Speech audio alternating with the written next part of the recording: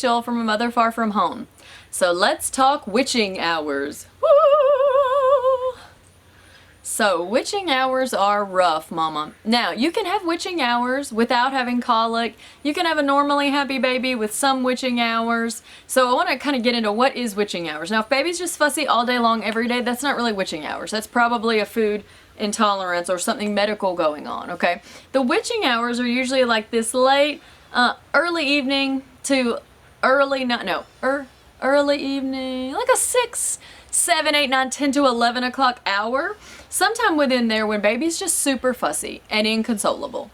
I have an entire post about witching hours below. And here I want to help you, give you some quick encouragement, some quick ways that you can hopefully minimize the witching hours. And that is, first of all, feeding. I want you to cluster feed on purpose, okay? Because often witching hours happen because our milk supply is low, the quality is not as good because of the stressors of the day. Our hormones come out at different times during the day and can change the quality of the milk.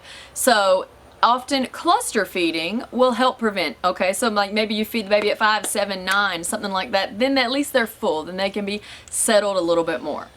Don't just be like, oh, baby doesn't want to sleep. She can just come out with us while we watch Netflix. No, because if baby is tired and fussy and having witching hours, she's probably already borderline overstimulated, and bringing baby out into a super stimulating environment is not really the way to help calm her down. Now, if you do this occasionally, that's fine, but you don't want to start a habit of letting baby stay up really late in a stimulating environment because it'll be much harder to get them to calm down. So you want to have some strong wind down routines in place. More about that below.